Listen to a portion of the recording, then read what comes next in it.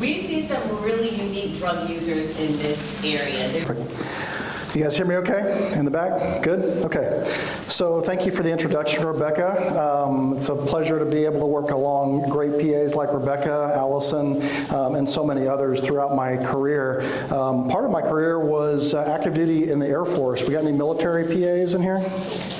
Retired? Well, you're still military. Other ones? Anybody go through the PA school in the military? Did, yeah, good. Let Uncle Sam pay for that school. Outstanding. Okay, good. So we need to chat about being at the same landing zone after this lecture. So, all right, so as Rebecca said today, I'm going to talk to you a little bit about Kratom. I am going to give you a case study, and I think that in a case study format, hopefully we can make that a little more interactive for you, and that'll be enjoyable. Just in an effort for me to know my audience a little better, how many people are hospital-based PAs or practitioners? Hospital-based, so a few. Outpatient, solely outpatient. The majority of the rest of you. Okay, good.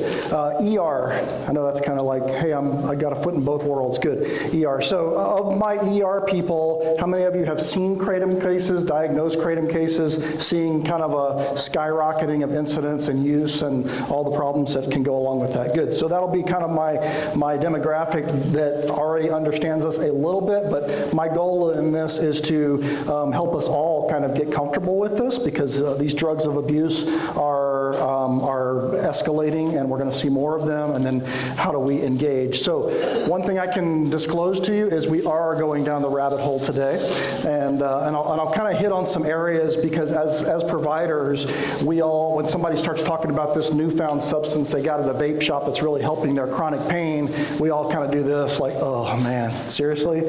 And we're not going to let you do that today. I'm not going to let you do that. We're all going to go down the rabbit hole like Lewis Carroll, and we're going to see what we can learn today, and I promise you, if you join me on this journey, we'll all learn something. So here's the objectives. We're going to, kind of augment our understanding, hone our skills. This is going to be a little bit about hand-holding. There's going to be a little behavioral health stuff in there, because with all substance abuse, with all these overuse disorders, whether it's alcohol, whether it's marijuana, whether it's other substances, there's a lot of hand-holding that needs to happen to bridge that patient from a road of illness to wellness. And so I'm going to kind of visit those as well. And hopefully I can talk to you a little bit about Suboxone, because that's an emerging tool that we have in our armamentarium, and I think the future looks like all APPs need to get more comfortable with that, because that's the one thing that can really help us in this situation. So this book, let me kind of give you a little background. Nipper, did you start out dealing Suboxone in the Air Force? No, because it didn't exist then, but in 2000 and roughly 2021, when COVID hit, one of our Suboxone providers, and then you had to have a DEA X license. You guys remember those days. You don't now. Anybody can prescribe Suboxone. It's a class 3 DEA drug. So all that to say, in 2020-ish, 21, one of our docs went out, not because he got sick with COVID, but because he had some other health problems. He was gone for 2 months. And so my CMO came to me and said, hey, we got a real need in our Suboxone. Can you step in? Can you do some clinics? Can you get comfortable with this? So I'm like, yeah, let me rush through and take my 20 hours of CME and get my DEAX license. So I did that, and I jumped into this world, and they leveraged me in this situation. And when I did that, one of the docs was, who actually I hired as a brand new family medicine graduate. She's like, Neil, you got to read this book. So Anna Lemke is a psychiatrist who wrote this book, Drug Dealer MD, and it really opened my eyes to the fact that as providers, sometimes we are the worst possible people to try to provide compassionate care to people who have a prescription medication use disorder, because we want to help. And sometimes that helping means escalating of doses and enabling and all those bad things that are really not useful. So this book really changed the way I think about it. I'm going to bring in some of Dr. Lemke's findings in that book, and we're all going to kind of learn together. And I'm hopeful that you'll be able to be leveraged in some of these situations too, even on a small level. Okay, so this is our case. BC is a 59-year-old gentleman. He comes to your acute care clinic, and the case management nurse steers him to you because the guy's got a bunch of ER visits. How many of my ER people know what this looks like? You're coming over and over again, you've got some kind of pain, and every time you see them, oh, they're back for their hydrocodone, oxycodone. We know who they are, right? That was BC. So my case management nurse is a high-functioning case management nurse. She is one that really should be an advanced provider. I have begged and pleaded her, go to the school, I will help you, I will tutor you, I will whatever. She won't do it, but she is extremely high-functioning. So she sends this to me, and like all good doctors who are very busy, I don't read the email until that night when my clinic's already over and I've already seen this guy, and I'm like, Amanda figured this out, and I could have saved 30 minutes of my life walking into the room. Instead, I had to stumble around and like, oh, I know what's going on here. Well, that took me 30 minutes, and had I listened to her or read my email, I would have known it. All right, so this guy's not very trustful of the medical community. That's why he goes to the ER a lot. He does have a history of alcohol use. That's not going on now. So in these 6 visits, you're able to kind of piece together that he keeps coming for this right upper quadrant pain, okay? Anybody have right upper quadrant chronic pain that is not your liver or gallbladder? Anybody ever seen these cases? Today we're going to see one. Okay, so his AST, ALT are pretty normal. They're not terrible. They're kind of in that range of mildly elevated, but nothing too concerning. He's a little fluffy, so it wouldn't surprise us if he had a little fatty liver disease that would put him in that level. Imaging, pretty normal. There's really nothing going on, a little bit of fatty spots, but otherwise there is definitely no dilation of his biliary tract. There's no fibrosis. There's nothing that you can see there that gets your attention. Really anxious because somebody somewhere said, "Hey, this might be you having cirrhosis." I think I had. Oh yeah, ER provider said, "I think you're having some early cirrhosis. Maybe that's the cause of your liver pain." Well, he grabs a hold of that that diagnosis, and it just really hit him and made him even more anxious. So he's anxious. This is the first time he cried. That's my little bridge to remind me of that because this guy was a crier. So he's in my office, and I'm trying to piece all this together because I haven't read my nurse's email yet. Okay, so this is what you're seeing, and this is kind of common, either in acute care or in the ER. You go through it, you do an exam, no icterus there, skin looks pretty reasonable. By the way, in med school, it kind of blew my mind when somebody said, "Hey, the jaundice pattern follows cranial nerves. So when it's at 3, you see it in the eyes. When it's at 5, you see it in the ears. When it's 10, you see it right here where the vagus nerve hits." So that's kind of a little pearl that stuck with me. BC's got none of that, okay? His belly is actually really soft. If you really push in this right upper quadrant, yeah, you can elicit some tenderness, but it's like by the time you're down below his costal margin, and there's definitely no rebound, no peritoneal signs. Bowel sounds are definitely hypoactive. When I say hypoactive, I mean you're listening for a good 25, 30 seconds before you hear a little girl, and then nothing else for another half a minute. So that's kind of him, but everything else looks pretty good. No swelling in his extremities, neuro, pretty normal, no hyperreflexia, asterixes. Now, from what I've said, AST, ALT mildly elevated, you got a little ultrasound, fatty liver stuff. Is this guy jumping out at you of he's got an acute abdomen, something bad is going on in that right upper quadrant, right? Nothing's going on. This guy is not on fire. Okay, he's got pain. You don't think he's totally making it up, but at the same time, this is not a acute abdomen by any means. Okay, so if we got some labs on him, which interestingly enough, in those 6 ER visits, only one time did somebody say, "I'm going to check an INR."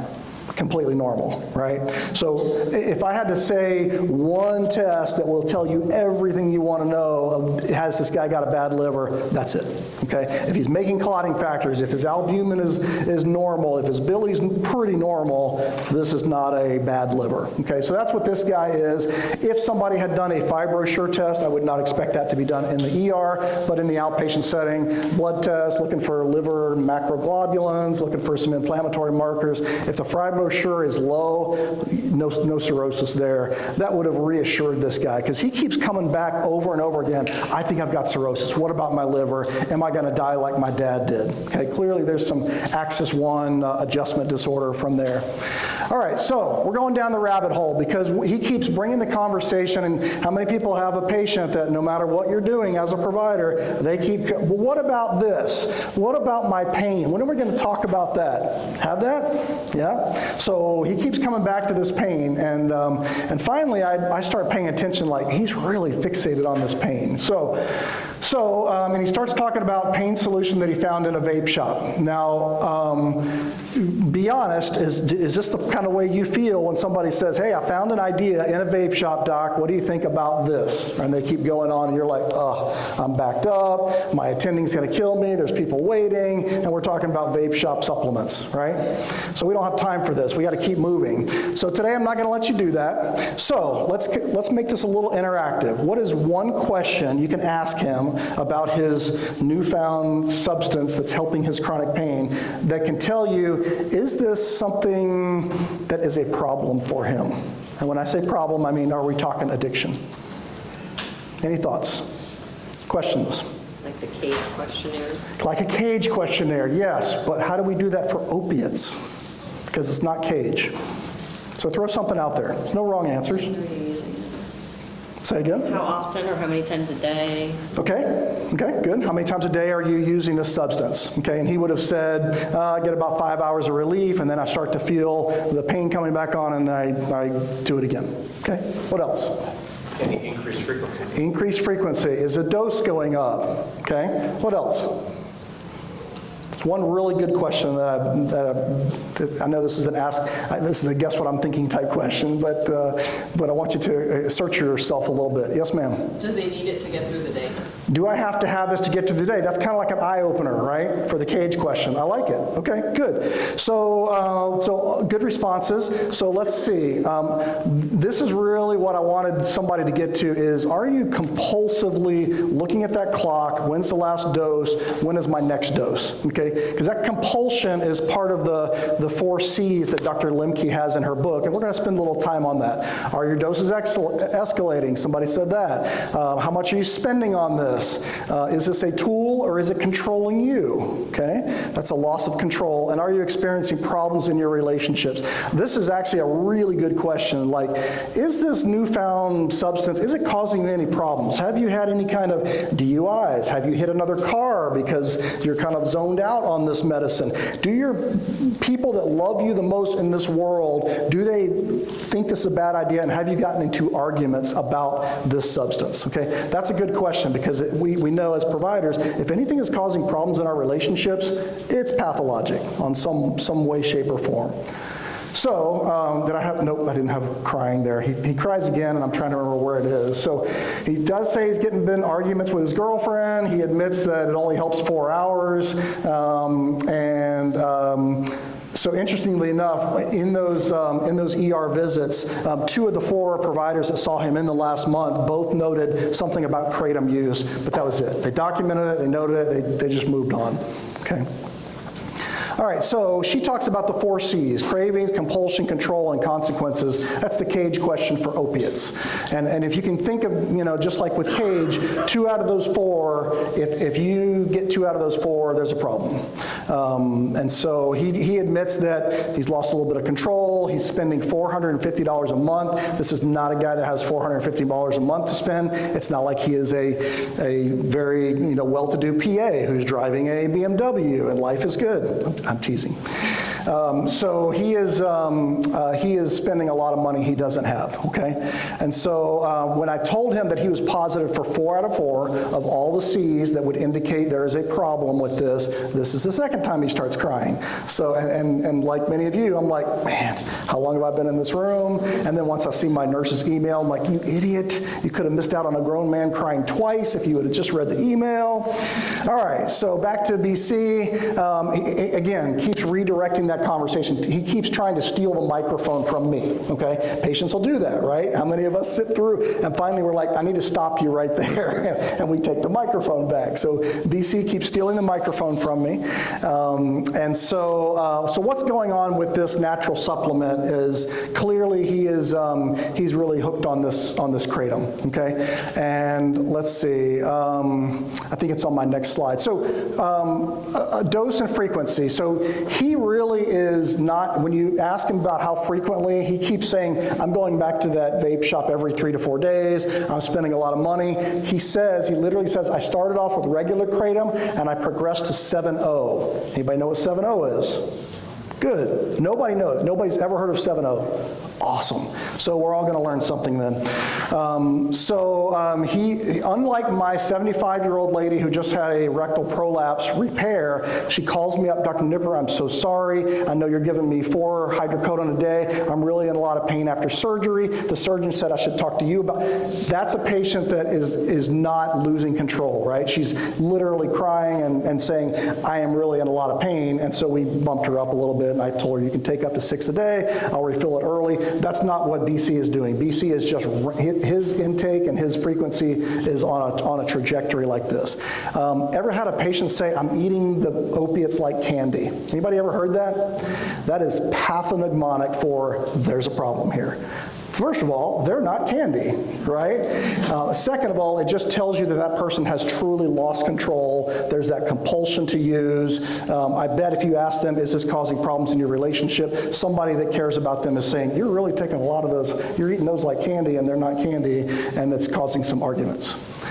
Okay, so we covered a little bit of this. My nurse put the case together. Okay, so here we go. So this is the ultimatum I gave him. I said, look, BC, I am going to help you, but we got to get you off the Kratom. So I really looked him in the eyes. No more trips to the vape shop. You get it off your phone, delete those people. You don't know them anymore. And he was like, yeah, they're killing me. I said, they're stealing your money. You are their meal ticket, and do not go back there anymore. So he agrees that, and I said, I'm going to test your urine once a week, and we'll know if you've got this in your system, but I'm going to help you. So here's what we did. Now, we're going to talk a little bit about dosing. He was on some really high doses, 15 grams. I said that right, grams of Kratom a day. And actually, it wasn't just Kratom, it was 7.0, which is the metabolite, the active metabolite of Kratom, which is about 13 times more powerful. So we said, I'm going to put you on oxycodone for a week. We're also going to correspondingly start a low dose and a ramp up of Suboxone, and then we're going to transition you off of that. And he was, initially, he was glad for my help and really wanted to get off of this. Okay, now, back to the bowel pain.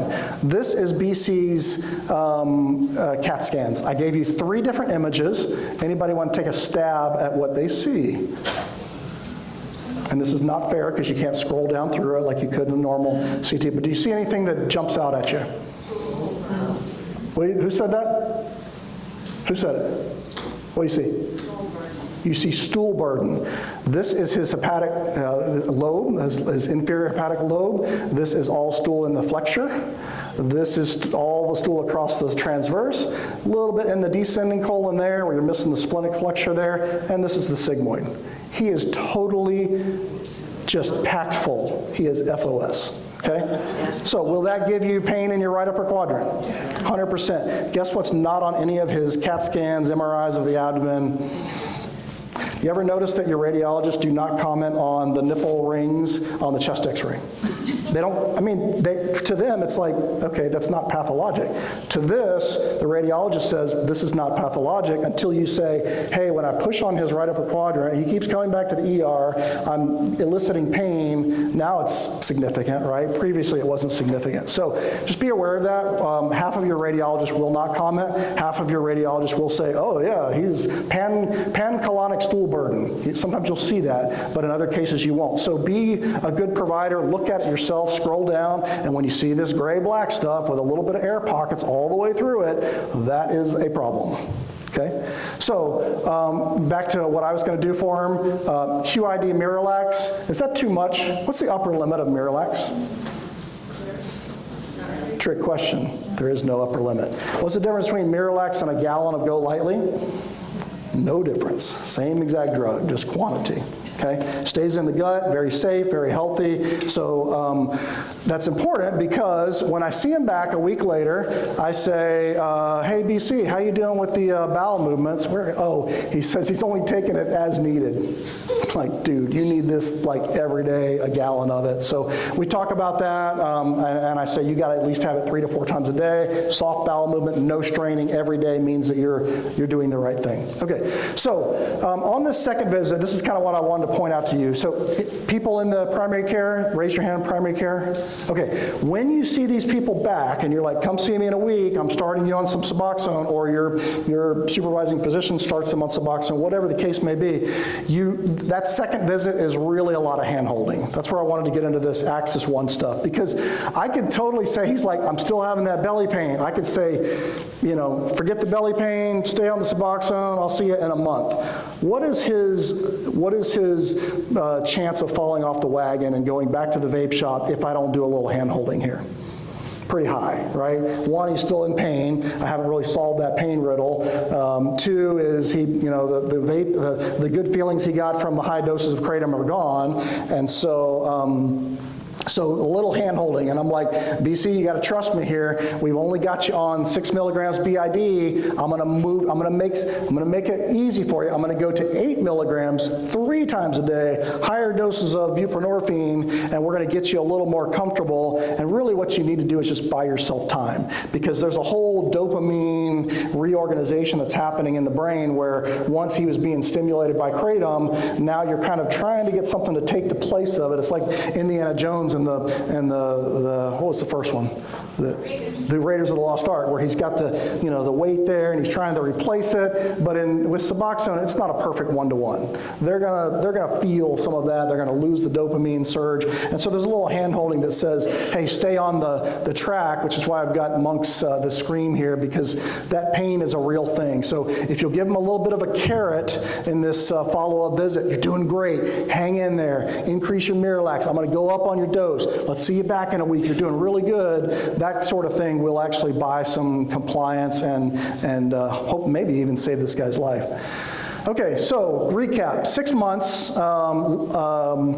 he had progressed to 450 a month. 7.0, I mentioned to you, is the synthetic metabolite, which is really powerful stuff. What else was I going to say here? Nope, that was about it. So I guess my challenge to you is, even if you're in a busy ER setting, even if you got patients that are stacked up, start asking some of those key questions. You may not be able to solve this riddle. This is an outpatient problem where you got to get this patient to somebody that can sit down and truly spend 30 minutes with them. I know ER providers don't have that. I'm not asking you to. I am asking you to recognize this is a problem. If you're 4 out of 4 on the C's, you got to get them to somebody that can help them. If you want to truly break the cycle of, why are you still coming to my ER when you just got stool in your right upper quadrant, you got to at least be that person that plants the seed. Hey, BC, you got 4 out of 4 positive on your C's. This drug is a problem for you. It's only going to get worse. You're going to have some serious problems from it. You might even have seizures or bad health problems if you don't quit it. Let me help you quit it. Let me get you to the right person that can do that. All right, so Suboxone. So I realize this audience may not be very familiar with this. Here's the only thing I want you to know about Suboxone. This is kind of the newer way. So up until the last year, we were doing Suboxone where you had to be in mild to moderate withdrawal before you started it. Does that sound like fun to anybody in this room? Has anybody ever come off of opiates after a surgery, big surgery, like, hysterectomy, something like that, and you're coming off the opiates and you're like, this sucks, right? That's what we're asking these people to do when they're hooked on these opiates or Kratom or the case may be.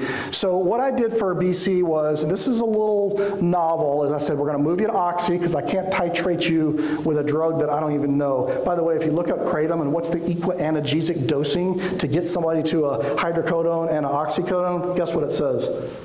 We don't know. There is none. It's all dependent on how pure is the specimen, what does that look like. Bottom line is get them to something that we know what the equianalgesic dosing is, and then we can step them into this. Now, this is cool.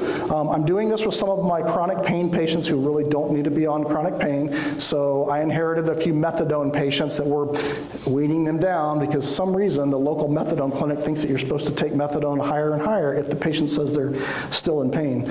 Anyway, once I get them down below 30 milligrams, I can do this. I can start them on a 7-day course of really, really small doses, right? This is 0.5. This is a quarter of a 2/0.5 Suboxone. So really small doses. This is called microdosing, and we're going to do this and slowly build it up. By the end of the week, they're on 6 and 6, morning and evening, and then after that 7th day, boom, you stop whatever opiate you're on, methadone, oxycodone, whatever, and then we bump up your buprenorphine's naloxone component to the usually BID to TID dosing of 8/2. I just wanted you guys to see that, take a picture of it, whatever. This is kind of going to be the new standard of care in terms of how do we start people on Suboxone, because half of those people that you say, get into moderate withdrawal, then I'll help you with Suboxone, they're going back to their opiates. They're not going to do that. It's miserable. Okay, so Suboxone safe. I'm using it for some chronic use patients. I've got one guy that requires a lot of hand holding. He's been on opiates for years, really doesn't have any musculoskeletal pathology other than just arthritis and fibromyalgia, but somebody dosed him way up on opiates and now we're trying to get him off. I've got him on Suboxone for about 3 months. He hates it, but it's the right thing for him. When somebody doesn't have the medical history to justify high-dose opiates, it's our job to kind of do the right thing for them. All right, so we're seeing it more and more. Suboxone is a good thing. Initiation, you really got to watch out about acute withdrawal. If somebody's on long-acting opiates, MS-Contin, OxyContin, even fentanyl sticks around for a long time, we cannot start Suboxone right away, especially at significant doses. We can do the microdosing, but you just got to be really careful with that, okay? So COWS score, I'm going to show you the COWS score in just a minute. If we do, so standard dosing right now for Suboxone is BID to TID. This study in 2025 took a whole bunch of patients and said, if we did, 3 or 4 of these a day or 5 a day, people actually do better, more treatment retention at 18 months compared with BID dosing. So as we learn more about Suboxone and buprenorphine, what we're going to find is we don't necessarily need to be scared of the doses above and beyond what's the FDA says is how you should do it. So this is all about trying to get people off of harmful drugs, and so we've got to be a little creative in this. This is what COWS looks like. So I highlighted what a moderate to mild score would be, somewhere in the 18 to 20 range. Let's see, if we have that person get into moderate withdrawal, they're going to be tachycardic, they're going to have chills and flushing, they're going to have tremors, they're going to have difficulty sitting still, very fidgety, they're going to have goose pimple flesh, they're going to be mild to moderate discomfort, and they're going to have nasal stuffiness and tearing. Does that sound like somebody that wants to stay there for a couple of days while you get ready to induce Suboxone on them? No, they're going back to their opiates unless we do the microdosing. So this is a useful tool. I'm not saying that it's not. You guys in the hospital setting, you'll use COWS to say, am I at the right opiate dose? I think that's very reasonable. It's great for our clinical staff to help us with, but just be aware if you're trying to get somebody off of drugs that they're addicted to, it might take a more creative approach. Okay, so what about pearls? Okay, so technically the equianalgesic is 1 to 30 with morphine. So if somebody comes into you, let's say you are the ortho PA. Any ortho PAs in here? Ortho PA. Okay, so somebody comes to you on Suboxone, they're on a 3-time-a-day Suboxone, you're like, well, crap, I'm about to do a hip replacement. They're going to need something maybe more than Suboxone. You can outstrip their Suboxone just by stopping the Suboxone, giving them oxycodone, whatever, OxyContin. I would just say go slow. If you do that ratio of 1 to 30, you're going to end up with enormous doses. So 8 milligrams a day of Suboxone is going to be 240 milligrams of morphine. I'm never writing for that, right? But I'll write for, I'll write for 30 BID of MS-Contin with a little OxyContin for breakthrough. You will outstrip the Suboxone. That's what I want you to know. get comfortable with that. It's a thing. I promise you're not going to overdose them. Just follow their oxygen levels. Make sure somebody's doing some rounding on them. But you can outstrip that. Now, going back to Suboxone, you're going to induce all of that same stuff. So it might be in your best interest to say, I don't really prescribe Suboxone. Go see Dr. Nipper. He'll microdose you, and over the next week or two, we'll get you back to where you were. That's not unreasonable. Okay, questions about that? I know you guys are dealing with a lot of post-op patients, and I just want you to, don't freak out when they're on Suboxone TID. You got this, you got it. It's easy to overcome. It just takes you 12 to 24 hours because of the half-life of Suboxone. Okay, so similar withdrawal effects. It's the exact opposite of everything that the opiates does. It constipates you, it makes you feel calm. It does exactly the opposite when you start inducing withdrawal. Okay, so the hand holding, get them a good 2 months. When you get that patient, when you get them to buy in and say, okay, I realize Kratom's a problem. I'm going to go on Suboxone. You're saying, you're going to give me 2 months. You are not going to go to that vape shop. You're going to come see me. I will hold your hand. I will get you through this. We will walk this road together, but you got to give me 2 months, okay? And at the end of that 2 months, the dopamine is reorganizing, neuronal connections are changing. Boom, all of a sudden they're like, wow, Dr. Nipper, I really didn't need to be on that's 15 grams of Kratom a day. Sublocade, anybody have any experience with Sublocade? Every 30 day, once a month injections. It's basically long-acting Suboxone. Probably the safest way to help these patients, especially if they're on something like heroin, fentanyl. Unfortunately, really expensive, and most insurances do not cover that, including mine. Okay, this is what I want you to, 7-0. When you hear that, you may not hear some of these, but especially in the ER setting, there's a lot of street drug lingo. Be familiar with that, be able to speak the language. And then what I really want you to know is at low doses, it's a stimulant, so it's a social lubricant, makes somebody feel more, focused. And, Doc, it helps with my ADD. Yeah, I'm sure it does, just like any stimulant would. It's also very habit-forming. But at higher doses, definitely an opioid. Okay, with all the baggage that carries with it. This is why I'm doing this talk, because this is what you're going to be seeing. This is 24, this is 25. We are skyrocketing in terms of Kratom. Okay, bad news, does it show up on a random urine drug screen? No, it does not. Not until our labs change what they're doing, which is a slow process, probably in 5 years. It will be in a random drug screen. Right now, it is not. Okay, so know that the question? No, I just saw a person's over 12 years old. Yeah, exactly. Yeah. So, so a lot of toxicity being reported for the National Poison Control. I mean, think about it. If somebody takes a hit of Kratom and their body's not used to it, whew, they're going to get tachycardic. They're going to get, all the stuff that goes along with the hit like Adderall, but really fast, especially if it's a vape. And then, so you're going to see this. Now, you're going to see it in the ER. They're going to look like they're on something. They may not have the pupils, because when you get the stimulant with the opiate, well, that cancels out your mydriasis, right? So you may not be able to recognize that, but when you look at them and they're like edgy and wigging out, and you just have to say, are you on Kratom? Are you on 7-0? What is this? And try to get a little bit of that out of them, because it will not show up on your UDS. The only way to see it is with a mitragynine urine level, which you have to order specially, and it's going to take 3 or 4 days. So. Yeah. All right, 13 times more potent, rapidly absorbed. This is the key. So can you think of any other really addictive prescription drug that has a really short half-life? How about Xanax? Same boat.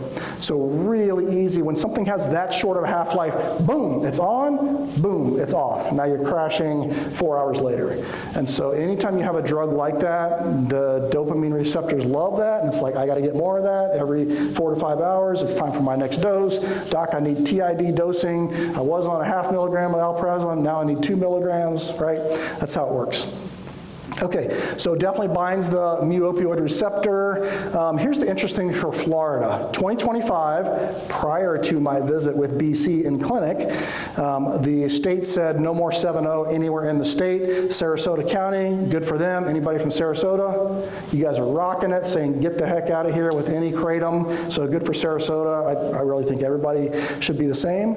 Anyway, you're going to see more of this. And so even in here, after it was is outlawed, my patient is still getting 7.0. So you and I both know how that works. The law enforcement have more time, more things on their hand than hitting vape shops up for 7.0. Okay, so very common with polysubstance. You can imagine that you got a stimulant, you got an opiate at high doses, mix it in with a little Xanax, you got this milieu of polysubstance. This is, if you haven't seen it yet, it's just because you didn't notice it and you don't have the mitragynine level to get back, but you're seeing it, it's here. So naloxone, if you have somebody that's totally looking like they're on opioid overdose, but there is nothing on your UDS, you need to think about mitragynine, you need to treat as if it's a unrecognized opioid, and go ahead and hit them with the Narcan, just like the standard protocol. What else? Yep, so normal physical exam findings, but their UDS is negative. Okay, physical exam findings, this is what you should expect to find. This is a pretty common one. The tachycardia is obviously from the stimulant effect. Definitely an uptick in seizures. You are lowering that seizure threshold. That shouldn't surprise us with any stimulant. And then the abdominal pain, watch out for the hiding pancolonic stool there. Questions about that or anything that I've gone over so far? Okay, we're actually doing a little ahead of schedule, so that's good. All right, so I think I'm kind of about to the end. Oh, let's go back to the conclusion. So saw BC, sorry, I almost said his name. Saw him a few more times. I handed off to him in May of this year to our addiction team. We have an addiction specialist with our multi-specialty group. He is seeing him regularly. BC is doing very well. No more Kratom. They're checking mitragynine levels monthly. He's doing really good. No more ER visits. Yes. Can I get a yes? All right, so, and really he has good insight. He is plugged in with one of our addiction counselors. He's going to group therapy. The reason I point that out is these patients really, Suboxone is great, don't get me wrong, I'm a believer, but Suboxone alone will not save everybody. Remember how when we started off with the SSRIs back, who's been around for, like I have, since the late 90s, early 2000s, practicing medicine? Okay, we thought fluoxetine was going to be the end of depression, right? Right? Okay, but what we found was that it's not just the SSRI, it's the SSRI plus some counseling, some group therapy, some, it's the whole multimodal, just like with chronic pain. We're multimodal, we're hitting everything. Same thing with substance abuse. You gotta first have insight, this is a problem, then you gotta get help, and then you gotta recognize, oh, there's a whole community here, let's have some accountability, that sort of thing. So I, as the family doc that's in the acute care clinic, I recognize right away, hey, when this is a substance abuse problem, I can take them to the next level, but I can't be everything. I can't see them once a week, they've got nothing the other 6 days, and hope that Suboxone's gonna save them. So again, whether you're the ER person, whether you're the inpatient APP that's seeing them on rounds, whether you're the primary care provider that's caring for them, you are not enough on your own. So get them plugged into a multimodal therapy for this, and you'll be amazed that we can, hopefully now we can keep this guy on track, and it's a win. It goes in the win column for the medical community, which helps my ER peers and helps my company keep him out of the ER and rising costs and all of that. So, all right, and that's my final statement. So I can't think of one good thing that comes out of that. All right, questions. I know we've covered a lot of ground. Suboxone, substance abuse, any of that? Pancolonic stool burden. Sorry about that. Thank you very much for your attention. It's my pleasure to be here. If you want to come up and chat, happy to help.